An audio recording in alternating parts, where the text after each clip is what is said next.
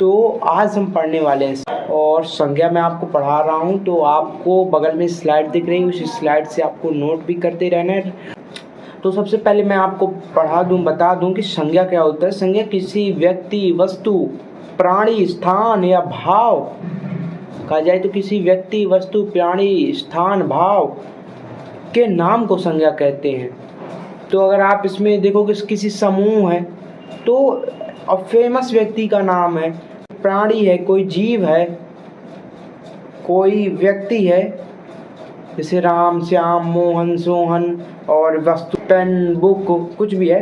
और स्थान में आगरा, दिल्ली, सतना, मध्य प्रदेश, यूपी, बेंगलोर, छत्तीसगढ़, कुछ भी है, भारत कहीं भी ले सकते हैं। तो और यह भाव जो दुख, सुख, मिठास, धर्म, ये सब संज्ञा के अंदर आते हैं। आपको इतना, अब मैं संज्ञा के आपको पार्ट्स, टाइप्स बताने वाला हूँ। उनकी संज्ञा के 3 भेद होते हैं, परंतु एक भेद के 2 भेद होते हैं जिनको संज्ञा के भेद ही माने जाते हैं। जैसे मेन जो भेद है व्यक्तिवाचक संज्ञा, जातिवाचक संज्ञा और जो है भाववाचक संज्ञा। परंतु जातिवाचक संज्ञा के अंदर द्रव्यवाचक संज्ञा और समूहवाचक संज्ञा भी आते हैं, और ये दोनों संज्ञा के भेद ही माने जाते हैं। इसलिए अगर आपको पेपर में आएगा तो आपको लिखना संज्ञा के 5 भेद होते हैं।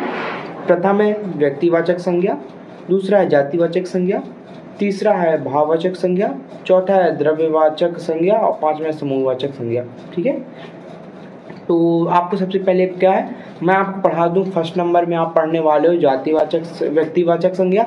तो व्यक्तिवाचक संज्ञा क्या होता है, जिससे किसी विशेष व्यक्ति के लिए यूज हो रहा है, देश के लिए यूज हो रहा है, शहर के लिए यूज हो रहा है, प्रांत के लिए यूज हो रहा है, दिशा के लिए यूज हो रहा आदि के नाम का बोध होता है। मेन संज्ञा में क्या है, मेन नेम है, तो इधर डायरेक्ट इनको नहीं कहेंगे, इनके नाम का बोध होता है जब, तो उसे व्यक्तिवाचक संज्ञा कहते हैं। और जैसे राम जी, राम, देश में भारत हो गया, भारत, पाकिस्तान, चाइना, अमेरिका, रीवा, ये सब ले सकते हैं। और नदी भी मानी जाती है, तो नदी गंगा, यमुना, कृष्णा, कावेरी। और फिर पर्टिकुलर एक मैन के लिए या किसी चीज़ के, एक पर्टिकुलर चीज़ के लिए जो होता है, तो जैसे अब दिशा में पूर्व, पश्चिम, उत्तर, दक्षिण, और तो आप ये व्यक्तिवाचक संज्ञा में मान सकते हो, इनको व्यक्तिवाचक संज्ञा कहा जाता है। अब अगर बात करें दूसरे टाइप जो है भाववाचक संज्ञा की, तो भाववाचक संज्ञा क्या होता है, भाववाचक संज्ञा ऐसे शब्द को कहते हैं, ऐसे शब्दों को भाववाचक संज्ञा कहते हैं जिन शब्दों में से भावना का बोध होता है, जिन शब्दों में से भाव,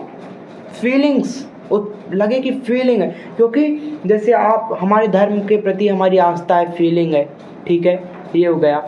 फिर आपकी जो फीलिंग है, आप अगर लेना चाहो तो जैसे बचपन है, आपकी फीलिंग है कि बचपन की मेरी यादें, भावना है, वो भाव क्या थे, बचपन के, मिठास, वाह, ये भी भाव है, धर्म भाव। जैसे फिर थकावट, लंबाई, जवानी, अपनापन, बुढ़ापा, ये सारे भाव में आते हैं भाववाचक संज्ञा में। और जातिवाचक संज्ञा पढ़ने वाले हैं तो इनके उदाहरण भी आपको मैं बता दूंगा, आप पढ़ सकते हैं। आप अगर देखोगे तो डिस्क्रिप्शन में मिल जाएंगे, मैं आपको डायरेक्ट इनका उदाहरण बता रहा हूँ। और जातिवाचक संज्ञा किसे कहते हैं, तो जिस संज्ञा से किसी व्यक्ति, वस्तु, स्थान के, जिस संज्ञा से किसी व्यक्ति, वस्तु, स्थान के संपूर्ण जाति भर का बोध होता है, उसे जातिवाचक संज्ञा कहते हैं। फॉर एग्जाम्पल कमल। अब कमल मतलब जितने भी कमल के फूल होंगे सारे की बात हो रही है, तो पूरी प्रजाति आ गई ना कमलों की, जितनी भी स्पीसीज है कमल की सारी आ गई ना। वही नदी, अब नदी में पर्टिकुलर किसी नदी को नहीं बोल रहा, नदी अगर बोलूँ पर्टिकुलर गंगा नदी तो व्यक्तिवाचक संज्ञा, परंतु मैं नदी के बारे में बोल रहा हूँ तो कुछ सारी प्रजातियां नदी की आ गई, जितनी भी नदी हैं उनके बारे में बोल रहा हूँ, तो जातिवाचक संज्ञा हो गए। बालक, मैं किसी छोटे बालक को तो नहीं बोल रहा हूँ, जितने भी बालक है संसार में उन सबको बोल रहा हूँ। लड़की, मैं किसी एक पर्टिकुलर लड़की को भी नहीं बोल रहा हूँ, लड़की मतलब पूरे जो वर्ल्ड में जितनी लड़कियाँ वो है ना, तो ये और जातिवाचक संज्ञा हो गया।